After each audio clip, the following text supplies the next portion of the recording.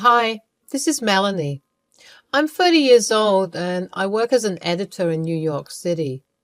I had a husband, but now we're really not on terms. This was a sudden thing that happened between us and something that had to do with his parents. The main reason was his betrayal. We're still working on our divorce. He has not come to terms with it, but I don't give a rat's ass anymore.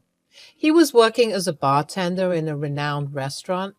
For privacy reasons, I won't be mentioning the names of the places we work at. He was in his own lane and I was working as an intern at the time. So, feeling independent, I wanted to take my parents to a fancy restaurant, and this one was very near to where I lived. How convenient, isn't it? Well, now I wish I had chosen a different restaurant. My parents were very happy for me. I was always an underconfident girl, so the fact that I got a job in New York as an intern writer really changed my perspective. They were hesitant at first, but when I assured them, they agreed. New York is a big city, and somehow, with the favor of luck, I managed to find a second-hand apartment. The man was really old and he wanted to give it away before going to his daughter's place in Michigan. This felt like my calling because, weirdly enough, I'm from Michigan too. The place was a three-bedroom apartment. It was pretty decent and neat. The amazing fact was I got it for cheap. The restaurant where Greg used to work was a 20-minute drive from there.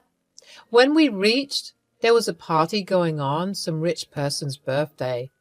Thank God I booked 3 reservations or it would have been really embarrassing for me. The place was cozy and there were many people, but we had a really private compartment just for ourselves. We were having a casual chit-chat about work and life when suddenly a waiter came and handed out drinks to the 3 of us. When I asked the waiter who gave it, he simply pointed me at a counter. I looked and saw a tall, charming blonde man. He was serving drinks and talking to other people. At first, I didn't pay much attention, but later I noticed him making eye contact with me. I don't know why I was blushing, but I did anyway. My parents understood the vibe and they nudged me to talk to him and that they would sit here and enjoy themselves. I was shy, but I went ahead to the counter. He was very attractive, at least to me. So, how much for the extra drinks? We didn't really order this. It's on the house, ma'am. That's really sweet of you, but I don't really need anything free. I'll pay for it. My parents are here and I don't want them to think. Think of it as a present. Is this your first time in this restaurant? Yes, I actually am new here. I've got a job as an intern recently. Oh, really? Me too. I just joined here. It's been a month. That's nice. It's nice to see someone like me here. Before we even knew, we were already giggling and laughing at stupid things and each other's jokes. Greg had a friendly demeanor, and my 27-year-old heart couldn't contain the emotions they were feeling. As I said, I was very shy and kept to myself, so had very few friends during school and uni life. For some reason, Greg made me feel at ease, like I can talk to him without thinking. Melanie, and yes, maybe sometimes when I feel bored and stressed with work, I wouldn't mind a drink or two. Well, Melanie, it was really a pleasure knowing you. His parents lived in Australia. He was born there, but he decided to come to New York City later on because it was his dream city. He was always wary of his family. He loved them a lot, but also was scared of them. He would often call them and request them to come visit. The thing is, I did not like it when he hid me from them. He would always say that he was with someone from work. You keep hiding me from them. Is it a problem? Yes. No, I mean, they do not have to know. They won't be missing anything. Plus, there would be ample time to introduce you to them. All right, then. I really hope I'm not causing you any trouble. I just like being with you, and I just want us to be a bit honest with each other, that's all. Well, you aren't really my girlfriend, so I don't really have to. Besides, if things go well between us, I can think of making some amends. Right now, it's not my priority." Those words stung me like thorns on the rose. I mean, I know we weren't a thing at that time, but he gave me all those mixed signals that really confused me. Plus, I was so stupid and naive to think he could possibly love anyone. Then again, he would take me to nice places and show me around whatever he had explored when he came to this city. I was feeling very free and happy. The accomplishment felt well achieved. By the end of the fall, Greg started to go all romantic with me. It confused me even more. I mean, I liked him, but he never really showed any interest to begin with. He would call us partners in crime, and to be honest, I didn't know what to feel about that. Meanwhile, my work was well appreciated and I managed to get a raise. We celebrated the event by having a picnic in the nearby park. That's when I realized he was holding and intertwining my fingers. I felt a tad bit uncomfortable. I didn't like how he was toying with me. "So, Melanie?" "Yes?" "What do you think of us?" "What do you mean?" "You know what I mean." I feel nice around you, if that's what you want to know." "Just nice? Nothing more?" "I don't know what else to say, Greg. You said we were friends, and you are a good friend." "Friend, you say? Do you think friends like spending this much time together?" I had nothing to answer. Greg wanted me as his partner. It has been almost a year and a half since we've known each other, and I'm getting old. I told Greg that I needed time. He'd said he'd wait, but not for long, 'cause he is too impatient. He moved in with me soon after, and it started to feel like the real deal. Even my mind started to feel conflicted. The moment he drew the ring, I did say yes. It sounded as if those were the only words that wanted to come out. The proposal was grand, and it made me feel really special. I was happy that it was Greg. I don't know if this was bad luck or a bad omen. Greg lost his job within 4 months of getting married. After the official business was done, Greg happily moved into my apartment.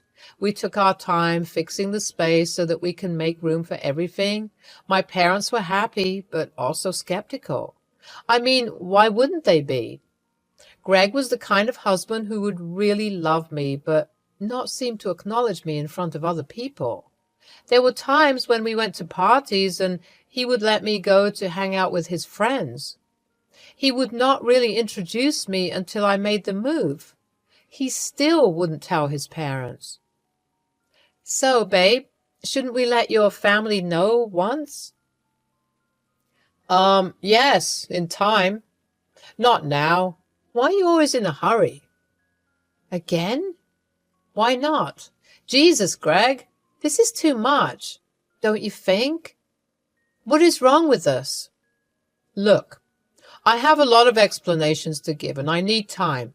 So don't meddle in things you don't understand." I didn't understand what the explanation was, but I was patient. The only thing that I wanted from him was to acknowledge me.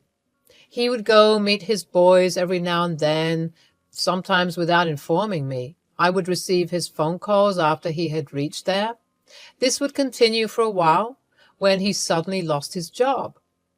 The reason he gave me was that he fought with his colleague and did some collateral damage. He told me that he would borrow my money for a while until he gets another job. I remember him crying in his bedroom like a little boy. I wonder what goes on in that head of his.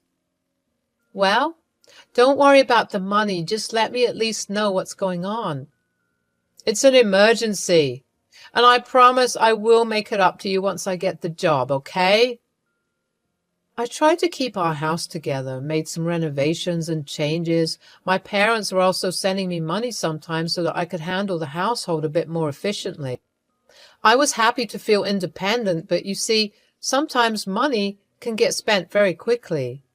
I, too, need support, and as much as I love Greg, I wanted him to help me as soon as possible.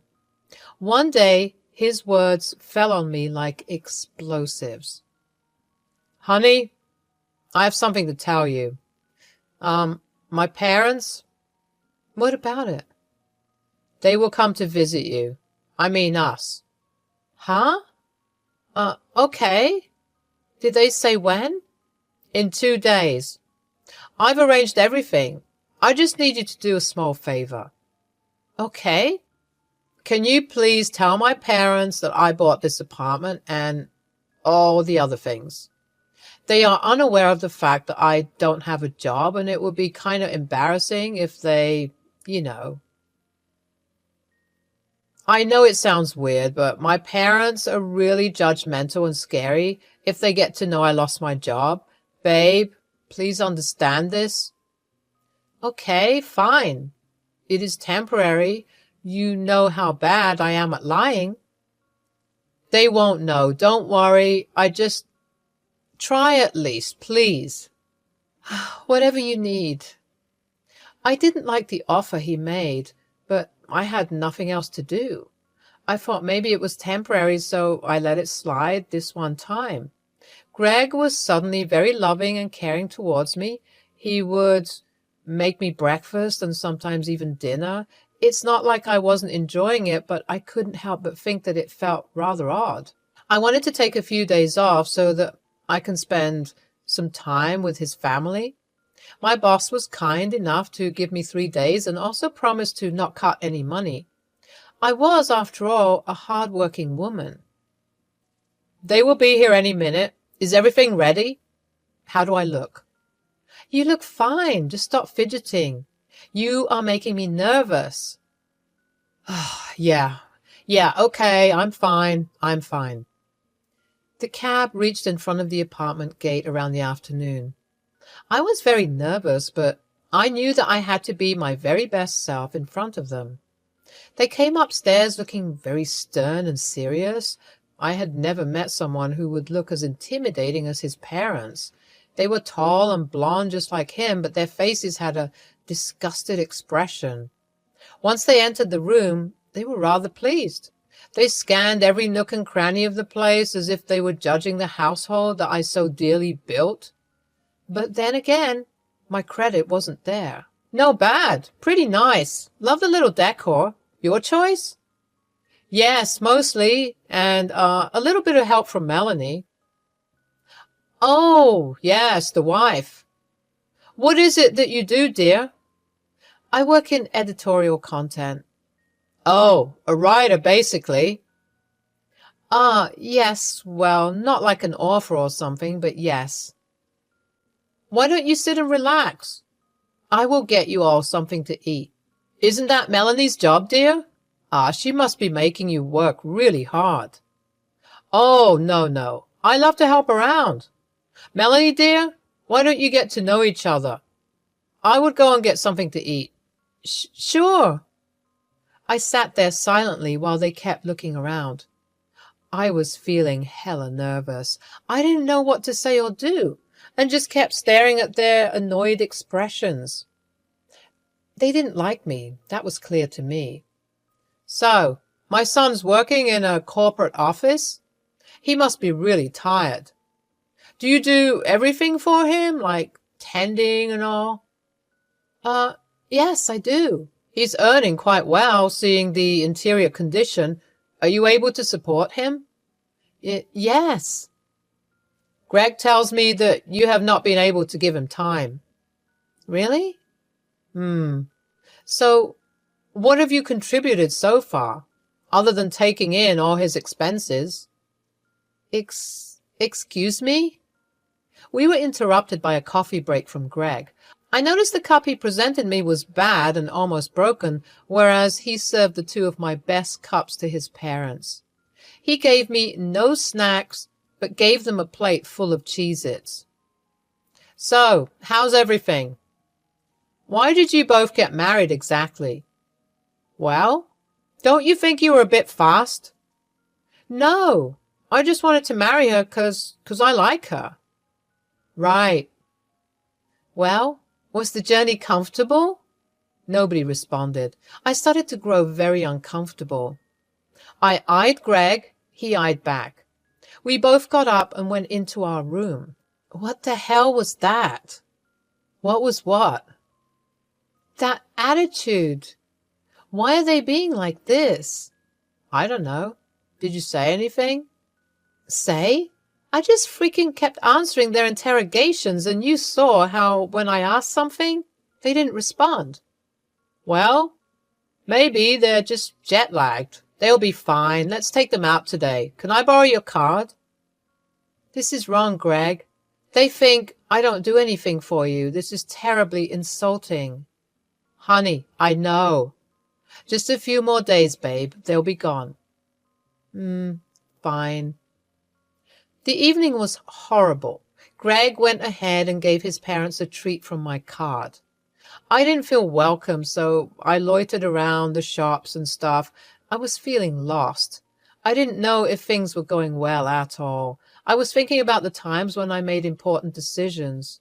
Well, the fact that I did rush with marriage says a lot. I mean, many people take these decisions pretty lightly. I sighed and scrolled through my phone. My best friend from work left me 3 messages. I felt like I could just call him once. Hey. Yeah, what's up? You didn't reply to me. Caught up with a situation here. I think I messed up. I'm scared. With Greg? Yeah. Well, how about we meet up tomorrow?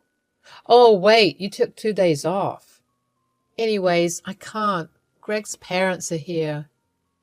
That bimbo called his parents? Finally? Matthew. Okay, sorry. Well, how are his parents? They hate me.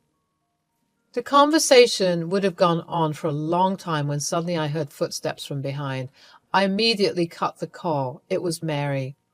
She looked like she would beat me or something. I was low-key expecting that, not gonna lie. She came and glared at me. Well, enjoyed the... You are robbing my son of his money. What? You have been depending on him for so long. He's devastated. Wait, what did he tell you? That you are a leech. My hands became cold. I was speechless. This wasn't happening to me. Greg told me to pretend, but we didn't talk about this type of pretense. I was the leech, the one who was holding him off for so long, who made the apartment worthwhile for living in, who took care of him. I heard you've been taking half the ownership of his. I will not let that happen. Give him full authority over this place. What? Authority? Half? I'm not really clear on what you are. You will not share this apartment with him. Gold digger. Seduce my boy for his money? I should have known from the start. Take your belongings and leave. We do not approve of this marriage. I looked behind her to see Greg and my father-in-law chatting and smiling at each other. Tears were filling my eyes. My anxiety rose to its peak. I could feel my throat drying up, but I knew I had to cover for Greg until I got the chance to speak to him. I smiled at him, and he didn't return it. We head back. I was really exhausted. I wanted to speak to him, but he was still talking to his parents. Once it ended, he came to the living room and switched on the TV. I sat beside him. So, can we leave the pretense? Just for a little while? Sure. I love you. Me too. So, whatever you cooked up with your family, it is temporary, right? Look, Melanie, maybe you should go back to Michigan for a while till I figure this out, okay? My parents are going to stay for a while. What are you saying? You heard me. That was it. The last conversation I had. He gave me silent treatment no matter how much I questioned him. He didn't budge. He just went silently to bed. I was crying all night at Matthew's place. His wife was really sweet to give me a space to stay for the night. I was kicked out of my own house. Matthew was dumbfounded by the situation. You do know that you still have the power to destroy his life, right? He's still jobless, using your card. Yes. Look, give him the ownership of the apartment. After all, he won't be able to pay the bills. The debt will kill him. But what if he refuses to take the offer? He is so dumb. He will. He thinks he can get away with it. What about our marriage? Are you kidding me? You still want to stay with that turd after all this? Please, you deserve better. I had a thorough discussion with Matthew about what to do next. It was a difficult execution, but if I pulled it out well, this would work. I saw my phone that day. Greg called me 3 times. I messaged him saying I made a decision. The next day, I met Greg in a nearby cafe. He apologized to me greatly. I remained silent. Well, I know things are messed up. Look, for now, go to Michigan and stay with your parents. I will take care of the things here and then come back to take you. Sure. And? Then I'll try to get a job. But for now, can I please keep your card, honey? Yeah. I've also decided on giving you ownership of the apartment. For now, let me pay all the bills. Later on, you can return me back. Wow. Are you sure? Yes. I will make things right, babe. I promise. I realized how easily he took the deal, without even thinking about all my hard work and effort. I knew then it was all over. And also, he is dumb. I went back to Michigan and requested my boss to let me work from home since I had a family emergency. My boss was extremely considerate. I cried a lot at my parents' house. I told them everything and they were furious, but they didn't scold me. I learned a valuable lesson. Now it was time to take action. I blocked my card, which was being used by Greg. After the ownership was given to Greg, I made sure not to keep any written documents on me claiming I would continue to pay bills and stuff. So naturally, I cut that off too. Let's see how he pays all the debt piling up. Matthew gave me another offer of a cozy 2-bedroom apartment somewhere near my office back in New York. I accepted it. It was kind of him to help me out through this process.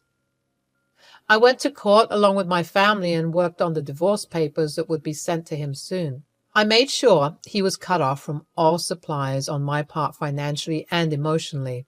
He was dependent on me.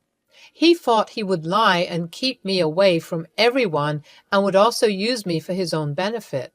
Now, that's not going to happen anymore. Enough. After a month, I received an unknown call. I picked it up and surprisingly, it was Mary, Greg's mother. She was frantically crying and apologizing. Is this Melanie? Dear, it's me, Greg's. Oh, yes. How can I help? I'm really sorry. My son made a small mistake and now he's in deep trouble. Oh, really? What kind of trouble?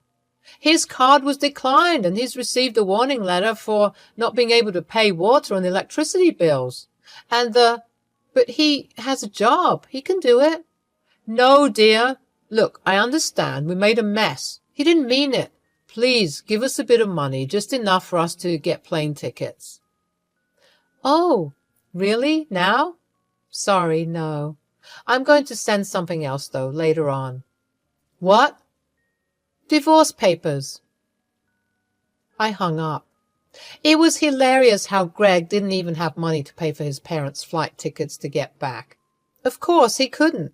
He was probably planning to bring his parents here permanently since he had to pay for his parents' bills back in Australia. I became his source of money. But he wanted to man up, so he told his parents that the whole apartment was his and everything was his doing. But now he will be getting warning letters after letters until the government decides to cut off his power source. He has to pay all of that at once. I wonder how he will be managing. I don't care anymore. Greg was new in New York City. There was no possible way he could fish off help from someone, and the restaurant he was working in hated him to the core because he did cause hazards there. Meanwhile, I have a new apartment and 2 dogs. Matthew gave them to me. They are really adorable. The divorce papers were sent long back. I know it would take time because Greg calls me every night to help him and apologizes, but I don't listen. I mostly cut the call on him. Recently, I got promoted as an editor, and now I feel like I am finally settled.